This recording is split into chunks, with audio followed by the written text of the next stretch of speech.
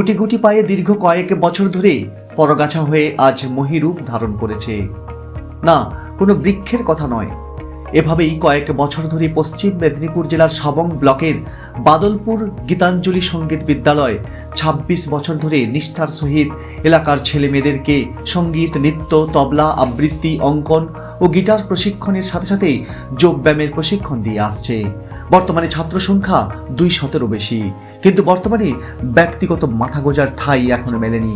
তাই এই সঙ্গীত বিদ্যালয়ের পথ চলার শুরুর দিন থেকেই দীর্ঘ ২৬ বছর ধরে বাদলপুর নিম্ন বুনিয়াদী বিদ্যালয়ের স্কুলের একটি প্রেক্ষাগৃহে এই সঙ্গীত বিদ্যালয় চালিয়ে আসছেন।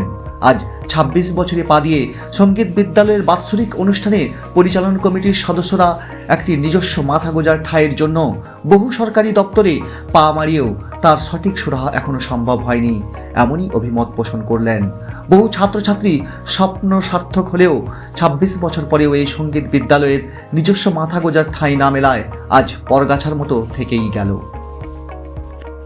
দেখুন, একক প্রচেষ্টায় কোনো প্রতিষ্ঠান দাঁড়াতে পারে না, সার্বিক সহযোগিতা ছাড়া হয় না। সবাই সহযোগিতা করেন বলেই আজকে আমরা এই জায়গায় পৌঁছতে পেরেছি। আজ যে কারণে ২০০-এর উপর ছাত্র হয়েছে, একটা মানুষের কাছে পরিচিতি লাভ করতে পেরেছি আমাদের এই বিদ্যালয়টি। তো আগামী দিনে আমরা সভাপতি, সম্পাদক সহ আমাদের যে কার্যকরী কমিটি আছে, তার মধ্যে আমাদের উপপ্রধান হয়েছেন এবারে আমাদের সদস্য থেকে। আমরা সবার কাছ থেকে কামনা করব বা তারাও সহযোগিতা করবেন যাতে করে এই স্কুলেই থাকার কোনো ব্যবস্থা করা যায় স্থায়ীভাবে। সেজন্য এই যে সভাপতি মশাই বললেন যে এসআই অফিস থেকে তার ঊর্ধ্বতন যে অফিস ডিআইটিআই, ওদের কাছে আমরা যে আবেদন করেছি, আবার বারে বারে যাব তাদের কাছে, যাতে এই স্কুলটাতেই আমরা প্রতিষ্ঠিত হয়ে যেতে পারি প্রতি রোববারটা, এবং একটা দুটা ঘর পেয়ে যাই, তাহলে আর আমাদের কোনো সমস্যা হবে না, আমরা চালিয়ে যেতে পারবো। সেই জন্যই বললাম স্যার, ওই যে ডিআই অফিসে যাওয়া, ডিআই অফিসে যদি একটু পারমিশন দেন তাহলে মাস্টারমশাইরা না করতে পারেন না।